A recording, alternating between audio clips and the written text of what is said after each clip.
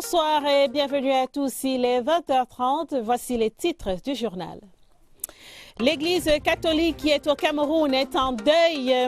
Monseigneur Dieudonné Bokmislech, l'évêque des Eka, est décédé à l'âge de 63 ans. Son corps a été retrouvé ce matin à l'évêché.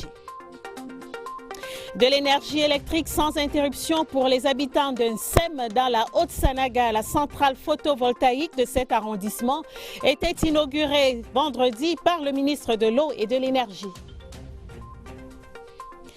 Plan triennal spécial jeune, 1 an et demi après son lancement, ce programme visant à faciliter l'insertion socio-économique des jeunes porte déjà ses fruits. Genèse et résultats dans ce journal. Et voilà pour les titres. Merci d'être avec nous. Le président de la République est de retour au Cameroun. Le couple présidentiel a regagné la cité capitale cette fin d'après-midi au terme d'un court séjour privé en Europe. À leur arrivée à l'aéroport de Yaoundé-Simalène, Paul et Chantal Biya ont été accueillis par un parterre de personnalités en tête desquelles le président du Sénat, Marcel Nyat-Difendi. Le chef de l'État a accordé une demi-douzaine d'audiences à divers représentants des grands corps de l'État. Yves-Marc Bedou. Un aéronef bleu et blanc dont les couleurs épousent celles du ciel de Simalène ce samedi 25 août 2018. À ses pieds, une foule en liesse.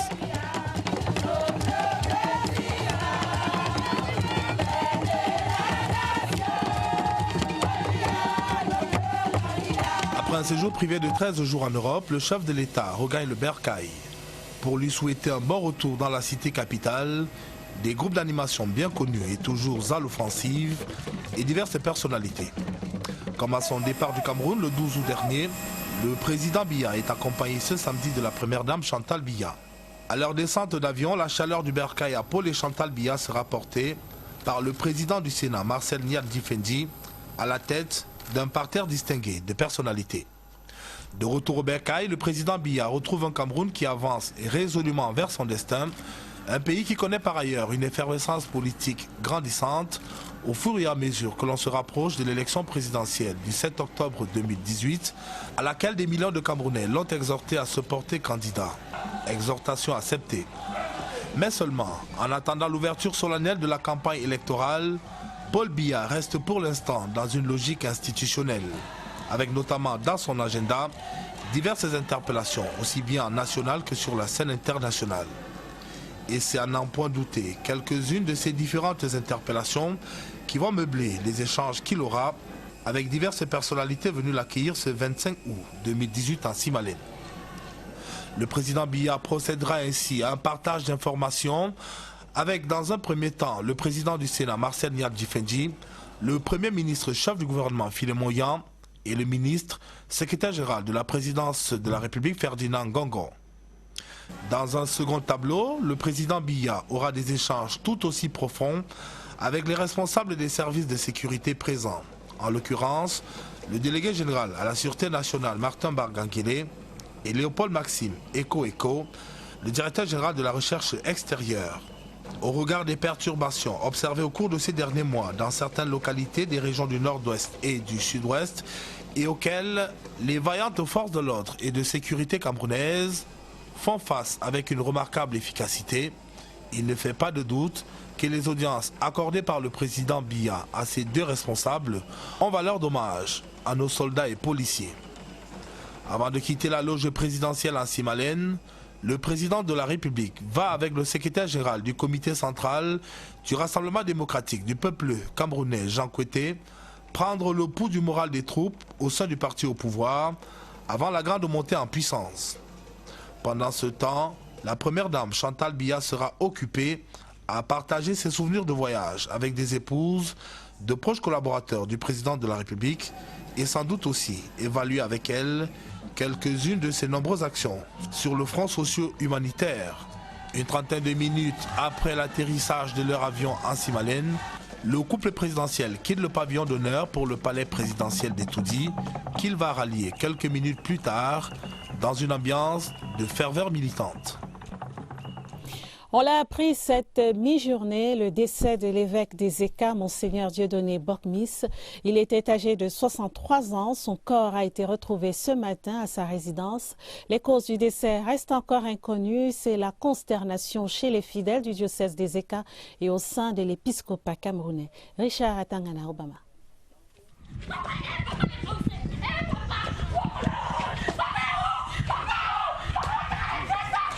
La tristesse fend les cœurs. Les mois envahissent la ville cuvette des Eka. Depuis 10h30, heure à laquelle le corps sans vie de l'évêque a été découvert par son cuisinier qui avait déjà apprêté le petit déjeuner. Quand l'économe vient, je dis que mais les gens, en tout cas, je m'en vais toquer dans sa chambre. Quand je monte, je trouve la première porte ouverte. Je guette vers sa chambre, la deuxième porte. Je le vois coucher. Je l'appelle. Monseigneur, Monseigneur. Il ne répond pas. Ok. Je prends mon courage. J'entre vers lui. Je le guette. Je guette. Je vois les yeux ouverts, les trucs qui coulaient sur lui comme ça, là, comme les larmes. Je redescends vite. J'appelle l'économe. Je dis que l'économe, viens. Mais ce qui est sûr que, comme il était avec le comptable, je n'ai pas voulu attirer l'attention du comptable. J'ai dit à l'économe, viens. Il me dit que c'est quoi? Je dis que non, viens voir. On part, je dis que le père est mort. Quand je lui dis que le père ne bouge plus, c'est quand je touche ses pieds, c'est là que je constate que c'est glacé. Je suis monté voir ici à la résidence, j'ai trouvé le cuisinier. Comme il était déjà 10 heures passées, j'ai demandé au cuisinier de monter un peu toquer chez lui dans ses appartements privés. Le cuisinier est monté, il est descendu m'appeler de monter. Je suis monté avec lui et j'ai trouvé Monseigneur couché, mort. Monseigneur Dieudonné Bokmis a été aperçu hier soir par son gardien de nuit aux environs de 18h. D'après Nestor Tapambi, le prélat ne présentait aucun signe de malaise. Donc je suis venu à l'heure de suite 20 minutes. J'ai trouvé Monseigneur là ici. Donc je suis arrivé là, j'ai allumé partout. Donc Monseigneur m'a dit que Nestor va alors les chambres ici, va alors éteindre la lumière là-dedans. Moi je suis arrivé là-bas pour éteindre la lumière, les chambres à fermer. Bon après j'ai réveillé le tour ici, et dit que c'est pas c'est Santal. Santal envoie les crédits. C'est ça qu'il m'a dit. Bon après, il dit que Nestor laisse. Il a démarré son voiture, il a pardonné les crédits lui-même. Bon après il a entré dedans. Moi, c'est resté là, sous le véranda. Je n'ai pas vu qu'il est malade, il n'a rien dit ça. Bon, il est entré dedans. Au moment de notre départ de l'évêché, les scellés avaient déjà été apposés par les autorités en attendant l'arrivée du président de la conférence épiscopale nationale du Cameroun en vue du transfert de la dépouille à la mort. La nouvelle du décès de l'évêque des Eka a provoqué une onde de choc au sein du clergé. L'archevêque métropolitain de Yaoundé, Monseigneur Jean Barga, a dit toute sa désolation au micro de notre reporter Pierre Binambarga. Écoutons. De 8h30 à 13h, nous étions en assemblée plénière avec lui. Nous avons pris un repas fraternel. Ses contributions à cette assemblée ont été remarquable. C'était un homme de paix, ami avec tous. Son décès brutal, inattendu, est un choc, un vrai choc. Parce que en janvier prochain, nous devions aller au séminaire des évêques annuels chez lui. Et il s'est préparé à ce grand événement. Nous recommandons son âme auprès du Père, qu'il trouve le ciel pour toujours. L'archevêque métropolitain de Yaoundé qui a présidé ce matin la clôture solennelle de l'année mariale, c'était au sanctuaire Marie Médiatrice d'Etoudi à Yaoundé. Monseigneur Jean Barga a procédé à cette occasion à l'installation de 3 nouveaux vicaires généraux et du modérateur de la curie diocésaine, Pierre Binambarga. L'apothéose de l'année mariale dans l'archidiocèse de Yaoundé. L'archevêque métropolitain Monseigneur Jean Barga célèbre la messe de clôture. Le sanctuaire Marie Médiatrice d'Etoudi accueille l'événement.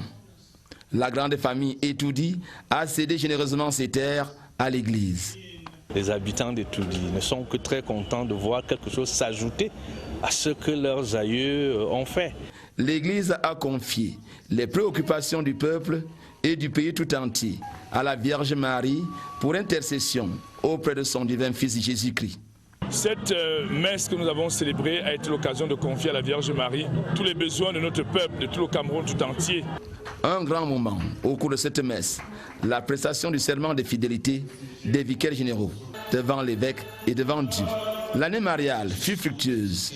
Elle s'en va, mais les grâces très abondantes restent. Ça a été une année de foi où nous avons redécouvert notre être chrétien grâce à l'intercession de cette mère simple mais ô combien puissante et généreuse pour ses enfants. Des fidèles engagés récompensés, de nombreux cadeaux remis aux évêques, Monseigneur Jean Barga et Monseigneur Paul Lonsienkenye de Yokadouma. Une bougie reste allumée au pied de la statue de la Vierge Marie, comme pour dire, quand Marie s'en mêle, les affaires vont bien. L'arrondissement de Nsem goûte enfin aux joies de l'énergie électrique. C'est le résultat de la construction là-bas d'une centrale photovoltaïque qui désormais fournit aux ménages de l'énergie électrique en continu. L'ouvrage a été inauguré hier, vendredi, par le ministre de l'Eau et de l'Énergie, Gaston Elundou Essomba, qui accompagnait son homologue Bidong Pat, élite de la Haute-Sanaga. Cette centrale, véritable prouesse technologique, est un fruit de la coopération sino-camerounaise. Eugène Beyi. La lumière en Nsem fait désormais partie du quotidien des populations, grâce au président Paul Biya. Maintenant, là, on parvient à vendre le poisson et on a quand même la bière glacée. On fait même les photocopies sur place. Avant, on utilisait les lampes tempête. Maintenant, les enfants ont la priorité d'étudier sans problème. C'est un don du chef de l'État et nous sommes très contents. 100 francs CFA, c'est le prix du kilowatt que paieront les populations de Nsem au lieu de 15 francs CFA avec les groupes électrogènes. La gratitude au chef de l'État est sans limite. La vie a changé en Nsem. Entre les ténèbres et la lumière, vous voyez la différence. Nous voulons simplement dire toute notre déférente gratitude à son Excellence Paul Biya. La volonté du gouvernement de résorber le déficit énergétique à travers la promotion des énergies solaires, photovoltaïques reste une constante préoccupation du chef de l'État. C'est un effort que le gouvernement a fait pour apporter cette solution aux populations qui sont dans les zones éloignées. Aujourd'hui, nous avons cette centrale qui permet à un coût maîtrisé d'apporter l'énergie aux populations. Il revient donc à ces populations de veiller à mieux la sécuriser. Grâce à l'expertise chinoise, 166 localités du triangle national goûtent déjà aux délices de l'énergie solaire. La pérennité de ces infrastructures reste le défi majeur à relever par les populations de Nsem. Le ministre de l'administration territoriale poursuit sa visite de travail entamée jeudi dernier dans les régions septentrionales. Hier, vendredi, Paul Atangandji, qui accompagnait le gouverneur de la région de l'extrême nord, Midji Awabakari, s'est rendu dans le département du Mayo-Sava où il est allé apprécier la construction de certaines infrastructures ayant été endommagées par Boko Haram. Luc, bienvenue en Nana. C'est un visage nouveau que présentent la plupart des établissements scolaires des arrondissements de Tokombéré, Mora et Kolofata, dont certains viennent d'être visités par le ministre de l'administration territoriale. Les écoles qui ont été détruites ont été reconstruites. C'était nécessaire de venir voir. Le Mayo-Sava, l'un des départements ayant le plus subi les affres de Boko Haram, se reconstruit petit à petit grâce au financement de l'effort de guerre du peuple camerounais, suscitant à la fois joie et sérénité auprès des bénéficiaires à quelques jours de la rentrée scolaire 2018. Ça nous va tout droit au cœur. Nous savons que nous sommes ensemble avec tous les Camerounais. On est prêt pour recevoir les élèves. On est vraiment en sécurité et nous sommes sûrs que la rentrée sera ouverte dans de bonnes conditions. 12 ans après le passage d'un membre du gouvernement à Kolofata, la ville pouvait enfin en recevoir un autre. Auprès des populations victimes des inondations, des comités de vigilance comme à l'hôpital de district de santé, le discours était au réconfort du couple présidentiel, à l'encouragement et à l'espoir. Le chef d'État pense à cette population de Kolofata. Voilà pourquoi le chef d'État m'a dépêché de venir transmettre son message d'encouragement et les assister matériellement et financièrement. C'est par une entrevue avec les reconvertis de Boko Haram à la base du premier secteur de la force multinationale mixte Amora que s'est achevé le séjour du ministre de l'administration territoriale dans le département du Mayo-Sava, où peut-on dire tout ou presque va pour le mieux. Le ministre de la décentralisation et du développement local, quant à lui, vient d'achever sa visite de travail dans la région de l'Est. Avant de quitter Bertoua, Georges Elanga Obam a visité quelques sites et chantiers du ministère de la décentralisation. Il était accompagné du délégué du gouvernement auprès de la communauté urbaine de Bertoua. Jean du Nord Kemché, CRTV Est. 3 centres d'intérêt pour Georges Elanga Obam, ministre de la décentralisation et du développement local, pour le dernier jour de son séjour à Bertoua. Sur le chantier de construction du siège de l'agence régionale du FECOM à l'Est, il a vu un bâtiment fonctionnel presque en fin de réalisation. Les techniciens annoncent d'ailleurs la livraison du chantier en fin octobre 2018 au plus tard. Même délai pour la livraison de l'hôtel de ville de la commune d'arrondissement de Bertoua-Premier. Un chantier qui interpelle le délégué du gouvernement dont la structure ne dispose pas encore de bâtiment siège, contrairement aux 2 communes d'arrondissement qui la constituent. Le financement est disponible. Le site même est choisi. Maintenant, c'est une question de négociation du marché pour que le chantier commence. Je suis persuadé que dans de brefs délais, ce chantier de l'hôtel de ville de la communauté urbaine de Bertoua va prendre corps. Au marché moderne de Bertoua, don du chef de l'État aux populations de l'Est, réalisé par le génie militaire et réceptionné il y a moins d'1 an, le ministre Georges Elanga Obam a apprécié la qualité de l'infrastructure, non sans formuler des observations qui ont été bien notées par le délégué du gouvernement auprès de la communauté urbaine de Bertoua, Waman Bélé. Le ministre l'a visité, il a fait un certain nombre d'observations, donné des instructions que nous sommes en devoir de faire appliquer par après. Ces consignes qui concernent l'électricité, la salubrité et l'entretien général de ce joyau viennent s'ajouter à celles que le ministre a formulées la veille à l'endroit du 2e délégué du gouvernement auprès de la communauté urbaine de Bertoua qui l'installait dans ses fonctions. Dans la région du nord-ouest, à Santa, où 4 engins lourds de la société Soja Satom ont été incendiés par des terroristes. Les faits se sont produits dans la nuit de mercredi à jeudi dernier sur le site de stationnement de ces engins de cette société qui est en charge de la construction de la route Babadjou-Bamenda. Le gouverneur de la région du nord-ouest est descendu sur les lieux. Adolphe Lélé-L'Afrique a condamné cet acte de vandalisme. Les détails avec Adrien Takoufo, CRTV Nord-Ouest. Voici ce qui reste des 4 camions bennes de transport des matériaux de la société Soja Satom. Ces engins lourds étaient encore en bon état ici, à Malseven, à Akumpa, Santa, jusqu'à mercredi. Environ de 22 heures. Donc j'étais en poste avec mes collègues. Je comprends le bruit de la voiture, ça fait creux. Je vois seulement comment les gars sont en train de sortir dans la voiture. Dès qu'ils sautent dans la voiture, j'ai crié à mes frères. C'est quand on m'a déjà raqué, on m'a parlé, on m'a demandé où est ton téléphone. J'ai sorti le téléphone. On a aussi raqué mon frère avant d'aller prendre l'autre là. C'est une grosse perte pour la société en charge de la construction de la route Babadjou-Bamenda, à l'œuvre sur le terrain depuis plusieurs mois. Malgré ce coup dur, la société affirme être déterminée à aller jusqu'au bout des travaux. À première estimation, on peut évaluer la perte autour de 500 millions. Les terroristes ne vont pas briser notre morale et notre détermination pour mener ces travaux à bon terme. Après son passage sur les lieux de l'incident, le gouverneur du Nord-Ouest a apprécié le travail effectué jusqu'ici. Aux instructions du chef de l'État, les mesures de sécurité vont être prises pour accompagner la finition de ces travaux.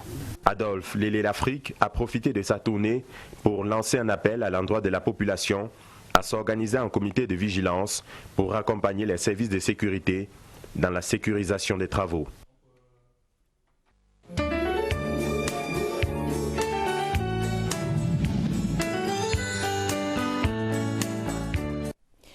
Regard sur le Cameroun, arrêt ce soir sur le plan triennal spécial jeunes, 3 ans et 102 milliards de francs CFA pour faciliter et accélérer l'insertion socio-économique des jeunes. Ce programme prescrit par le chef de l'État le 10 février 2016 a été lancé officiellement en janvier 2017. Il vise concrètement à encadrer les jeunes, à les outiller afin qu'ils puissent créer des emplois ou acquérir les compétences nécessaires pour trouver des emplois décents. Notre reporter Florence Ngwangele revient sur la genèse et l'évolution du plan triennal spécial jeunes. Son reportage.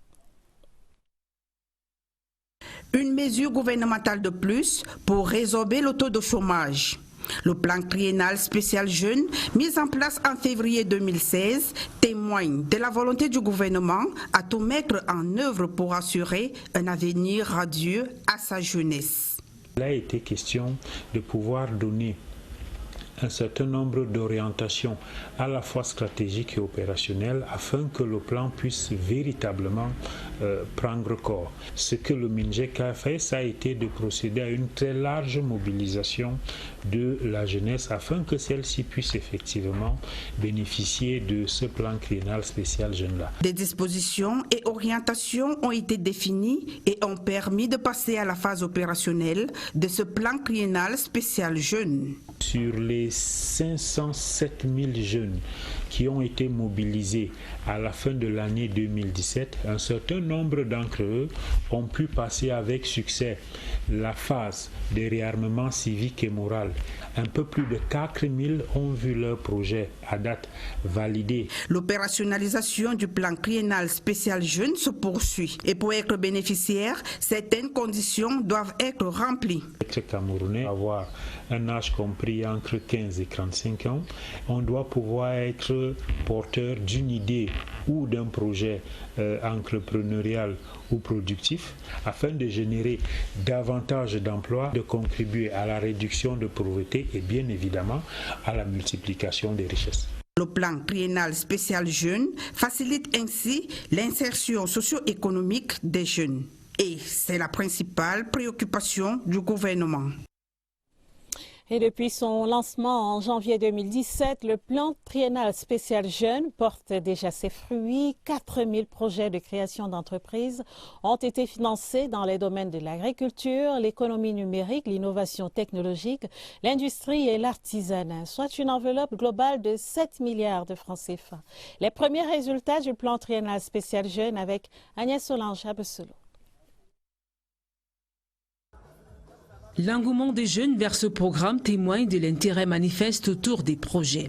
4000 déjà financés depuis le lancement en janvier 2017 du plan triennal spécial jeunes sur l'ensemble du territoire et de manière équitable dans les domaines tels que l'agriculture au sens large du terme, de l'économie numérique, de l'industrie et artisanat et de l'innovation.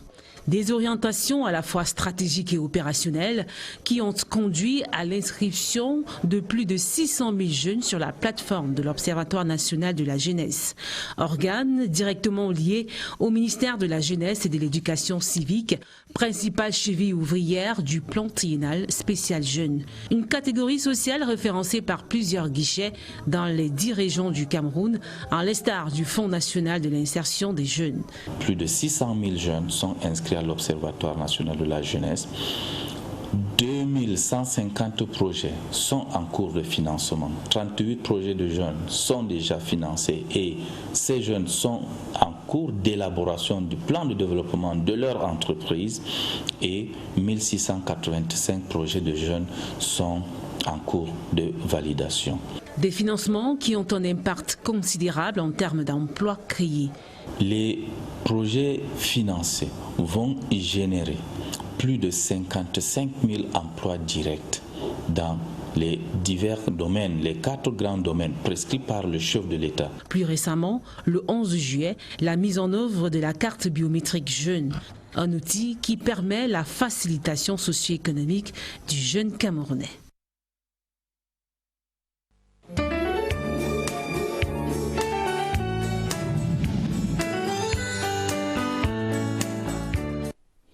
Dans la suite du journal, plus de 1000 candidats à travers le Cameroun frappaient hier aux portes de l'École nationale supérieure des postes, des télécommunications et des technologies de l'information et de la communication, cycle des ingénieurs. Dans la région du centre, ils étaient 450 candidats au sous-centre de l'école Subtik de Yaoundé. Ces candidats étaient évalués dans 3 matières, comme nous allons le voir dans ce reportage de Barbara Padjama. Ce concours des ingénieurs du premier cycle de l'école de poste des télécommunications et TIC concernait uniquement les ingénieurs des travaux des télécommunications détenteurs d'un baccalauréat scientifique. L'informatique, c'est plus la maths et la physique. Donc c'est pour ça que j'ai choisi ce concours école de poste. Donc pour être ingénieur en informatique. Ils étaient 493 ce matin dans le sous-centre de Yaoundé, à composer dans 3 matières obligatoires, l'épreuve de mathématiques, de culture générale et l'épreuve d'anglais. À 18 ans, Jocelyn aspire déjà à une carrière d'ingénieur en télécommunications. Après le concours, le parcours va encore, il reste encore beaucoup de choses à faire. Obtenir le diplôme après, on va voir la suite. Dès l'entame de la première épreuve, le directeur de l'école Subtik est descendu en personne pour se rassurer du bon déroulement des épreuves. Devant la presse, il a tenu à rappeler la vision de cette école professionnelle qui a subi une réforme en 2016. Nous sommes déjà au niveau du master. Notre vision, c'est aller à l'école doctorale. Avec la rentrée prochaine, nous allons chercher à ce que les problèmes des Camerounais soient résolus à travers les TIC. Avant les ingénieurs des travaux, ce sont les inspecteurs des postes de télécommunications et les agents techniques qui ont été évalués les 22 et 23 août dernier dans ce même sous-centre. La rentrée scolaire 2018 se fera avec plus de sérénité pour quelques centaines de familles. C'est le résultat de l'opération baptisée Rentrée scolaire sans stress, initiée par l'église de la Chapelle du Royaume du Christ, ici à Yaoundé. Pour cette 5e édition, plus de 1000 kits scolaires ont ainsi été distribués à autant d'élèves et étudiants. Notre reporter Oswald Medoung a vécu l'événement pour nous. Son reportage. Chaque année, l'opération fait le bonheur de centaines d'enfants, en même temps qu'elle apaise les cœurs de leurs parents. La 5e édition de la rentrée scolaire sans stress a ciblé 1007 enfants de la maternelle à l'université, en passant par le primaire et le secondaire. Des élèves et étudiants venus d'horizons divers, avec cependant un dénominateur commun, la situation parfois précaire de leurs parents, source de stress à l'approche de la rentrée. C'est une mission que nous pensons et que nous croyons avoir reçue du Seigneur, de contribuer à soulager la détresse des parents. Nous essayons de toucher le plus grand nombre possible. Chrétiens, musulmans, animistes sont ici logés à la même enseigne. Tous bénéficient de la générosité de la communauté des fidèles. Chaque croyant de la communauté, il met quelque chose tout au long de l'année et à la fin de l'année, nous ouvrons cette caisse et nous allons acheter les fournitures pour les enfants qui sont dans le besoin. Au bout de 5 ans, l'opération a déjà ses habitués. Des enfants et leurs parents définitivement reconnaissants. Ça c'est, je crois, la 4e fois. Je viens chaque fois parce que chaque fois qu'on distribue les élèves ou alors on donne les cahiers aux enfants ici, ils nous font part aussi au village. Je ne suis pas seul, nous sommes nombreux. D'une pierre, il est fait 2 coups. Le partage d'un don qui soulage les parents, mais aussi de la bonne nouvelle qui sème l'espoir. Les élites et populations de l'arrondissement des Bebda disent merci au président Paul Biya pour la nomination d'un de leurs fils, le professeur Félix Zogo, au poste de secrétaire général du ministère de la Communication. C'était au cours d'un grand meeting qui s'est déroulé en présence du ministre de la Communication, Issa Chiroma Bakari, et son homologue de l'enseignement supérieur, Jacques Famendongo. Ce meeting était précédé d'une célébration eucharistique. Augustin Bichoka. Cette cour de l'école publique du centre-ville des Bebda, sur la nationale numéro 4, a connu un parterre impressionnant des membres du gouvernement, autorités, dignitaires et collègues pour la double cérémonie de la messe d'action de grâce présidée par l'évêque émérite de Mbalmayo. Monseigneur Adar Benzana a confié du professeur Félix Zogo au Seigneur, non sans avoir salué son parcours académique et professionnel exemplaire. Au président de la République par qui l'acte de nomination est venu, le prélat exhorte l'assistance à élever des prières afin que le président de la République guide le Cameroun sur le chemin de l'émergence. C'est l'aspect culturel qui a ouvert la deuxième partie du jour, le meeting, à travers l'exécution de la danse Mangissa Minkeng Nimbon qui enflamme l'assistance à travers un parfum du vivre ensemble. Puis les intervenants s'enchaînent au perchoir, les uns pour saluer les compétences du fils de Bebda, reconnu par le président de la République. Au commis de l'État, compétent, dévoué, intelligent, loyal et engagé. Les autres pour appeler les électeurs à un vote à 100% en faveur du candidat Paul Biya le 7 octobre prochain. Le chef de l'État, à travers la nation, célèbre et encourage le mérite. Ce fut finalement un grand jour pour celui qui vient d'être récompensé. Il s'agit tout simplement de dire merci. Merci au Créateur, Dieu, sans qui, pour nous les croyants, rien n'est possible. Merci à celui, Dieu est passé pour prendre cette décision, c'est-à-dire le président de la République. Des cadeaux, enfin, une marche de soutien ont ponctué la journée festive. Les populations de l'arrondissement de Doumentan dans le Rognon doivent davantage produire pour mieux se développer. Appel lancé ce week-end au cours des travaux du 18e congrès du comité de développement de cet arrondissement. C'était en présence du gouverneur de la région de l'Est, Grégoire Vongo. Le reportage de Joël Igor Abanda, CRTV Est. Le 18e congrès électif du comité de développement de Doumentan a connu la participation des 24 villages que compte l'arrondissement, avec en ligne de mire l'élection d'un nouveau bureau exécutif du CODAD. Pendant 4 jours, donc, ces populations se sont retrouvées à l'école publique de Mbamé pour plancher sur leurs problèmes et choisir le nouvel exécutif. Seul candidat à sa propre succession, Firmin Bakabe, a été reconduit sans conteste à la tête du CODAD pour 2 ans. Les antennes du CODAD, tous réunis, ont décidé d'aller vers l'avant et que l'élite devienne de plus en plus soudée. La culture de Doumentan a été aussi mise en exergue par les groupes de danse traditionnels de la localité. Le tout agrémenté par la prestation des artistes de renom venus d'ailleurs, tels que Majoaï et Ange et Bogo-Emeran. Et en installant le nouveau bureau exécutif des CODAD pour le prochain mandat, le gouverneur de la région de l'Est a demandé l'apaisement au sein de l'élite de Doumentan. Je voudrais réitérer l'engagement des pouvoirs publics à les accompagner dans la réalisation des objectifs qui se sont fixés. Le congrès du comité de développement de l'arrondissement de Doumentan s'est achevé par la remise des distinctions honorifiques aux meilleurs acteurs de développement et une collecte de fonds destinés au développement du village Mbamé. L'excellence scolaire primée dans la MIFI, région de l'Ouest. Près de 1500 élèves et étudiants ont reçu des bourses scolaires et des prix à la place des fêtes de Bafoussam. L'initiative du professeur Pascal Nguye Kanté, ministre secrétaire général adjoint des services du Premier ministre, était saluée par l'élite locale. Jean de Dieu Coigné à Bafoussam. Pour cette 3e édition de l'excellence scolaire et académique du département de la MIFI qui s'est déroulée à la place des fêtes de Bafoussam, près de 1400 élèves ont reçu des prix et des bourses. Ajoutés à ceux-ci, 50 doctorants qui ont des projets, des bourses et prix reçus, du sourire aux lèvres des lauréats qui remercient le donateur. J'ai travaillé dur tout au long de cette année pour recevoir ce prix et je suis très contente et dis merci au ministre. Ça me galvanise à encore de travailler davantage.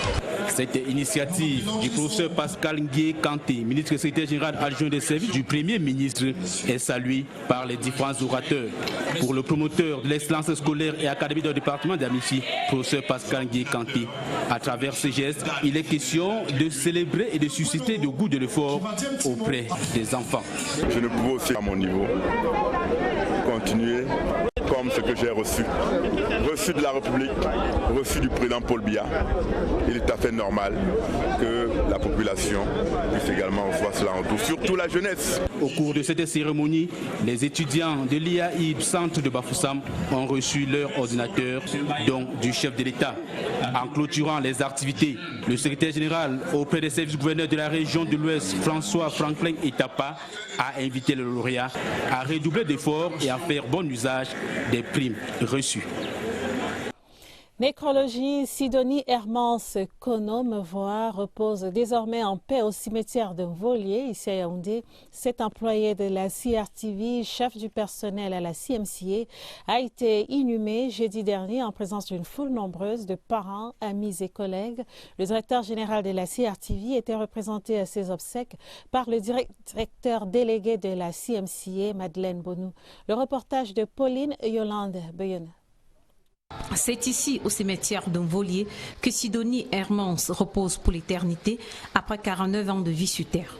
Décédée le 16 août des suites de maladie, elle laisse derrière elle l'image d'une collaboratrice professionnelle avec une joie de vivre, une intégrité et la justesse dans les mots. Je garde un très beau souvenir d'elle. C'était quelqu'un de franc. Je perds une amie, une sœur, comme je dis souvent, une sœur d'une autre mère. Je garde un grand souvenir d'elle. Comme elle m'appelait toujours ma fifi, et moi, je l'appelais toujours Tati. C'est une disparition énorme dans notre famille. Elle a toujours été auprès de nous. Elle a été une mère, une amie, une confidente. Donc je garde un souvenir que je ne vais jamais oublier parce qu'elle restera toujours gravée dans mon cœur. Agent commercial à la CRTV Marketing and Communication Agency depuis 2001, Sidonie Hermance Kono-Mevoa a été tour à tour chef administratif des ventes et responsable du personnel CMCA jusqu'à son décès. Ce qui lui a valu toute la reconnaissance de la direction générale de la CRTV, représentée par le directeur délégué de la CMCA, Madeleine Bonou. Les hommes de Dieu, au cours d'une messe, ont confié l'âme de la disparue au Seigneur. Et que la terre de nos ancêtres lui soit légère. Plantes et rites sacrificiels chez les Banen du Cameroun, c'est le titre de l'ouvrage du docteur Madeleine Johnson, publié aux éditions Clés. L'ouvrage présente les plantes et les rites Banen comme une alternative à la médecine moderne capable de guérir les maladies complexes. Cet essai a été récemment dédicacé ici à Yaoundé. Le compte rendu de Christian Batchegani. Voici un livre utilitaire qui assure la valorisation du patrimoine culturel et naturel banen. L'auteur Dr Madeleine Johnson, universitaire et chercheuse en microbiologie et en botanique, plonge le lecteur dans la cosmogonie africaine en général et au cœur de la forêt banen en particulier, à la découverte des plantes utilisées dans la pratique des rites d'expiation et de purification. Le livre dédicacé ce jour a mobilisé un important grenier des filles et fils banen venus en nombre, s'abreuver à la source torrentielle d'un ouvrage qui fait un répertoire kaléidoscopique des interdits et des rites expiatoires et sacrificiels chez les Banen, un peuple noble au caractère bien trempé, doté d'une richesse morale et matérielle bien établie pour ce peuple originaire de la vallée du Noun. Pour sauver ou guérir un individu ayant violé un interdit, la pratique du rite appelle à l'usage des plantes domestiques ou sauvages récoltées par les initiés, qui prélèvent feuilles, écorces, fruits et branches. Une thérapie pratiquée chez les Banen depuis des millénaires. Face aux maladies complexes et incurables de la médecine moderne, l'ethnobotaniste propose la thérapie holistique traditionnelle Banen comme une alternative significative dans ce livre publié aux éditions Clés qui sert la richesse Banen, dessert ses préjugés et resserre les liens de fraternité de ce peuple, nourri à la sève de son patrimoine naturel pluriel et fécond. L'actualité internationale en bref pour signaler que les obsèques nationales de Kofi Annan, ancien secrétaire général de l'ONU, auront lieu le 13 septembre prochain au Ghana, son pays natal. La CRTV vous propose à cet effet un documentaire spécial sur l'homme demain à 19h, une signature de Charles Ebouné. En sport, clôture cet après-midi du championnat de vacances Théophile Abega édition 2018. C'était au stade malien de Yaoundé sous le parrainage de Francis Lin Essono, président de la section RDPC du Mfundi 4. La finale de ce championnat a été remportée par l'équipe du centre divisionnaire des impôts d'Ekounou face au vétéran FC sur le score de 1-0. Philippe Roger et Sama.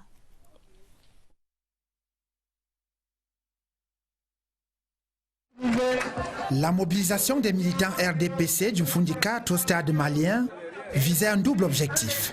Célébrer la mémoire de leurs camarades du parti et brillant lion indomptable Théophile Abega, mais surtout soutenir la jeunesse et lui faire savoir qu'elle est au centre des préoccupations du candidat du RDPC à la prochaine présidentielle, son Excellence Paul Biya. L'occasion était belle pour nous, n'est-ce pas, de montrer à la jeunesse que le président Paul Biya s'occupe de ces problèmes. La jeunesse pour le chef de l'État, pour le président national du RDPC, est une préoccupation permanente. Sous la bannière de Francis Laessono, parrain de cette 17e édition du championnat Théophile Abega, les jeunes du Mfundi 4 ont été sensibilisés aux idéaux de paix et d'unité.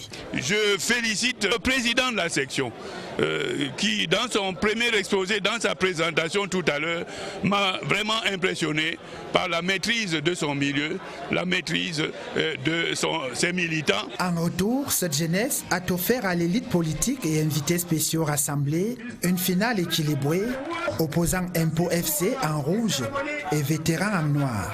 La partie dont la fin a été marquée par la remise de nombreux trophées a été remportée par l'équipe des Rouges sur le score étriqué d'1-0.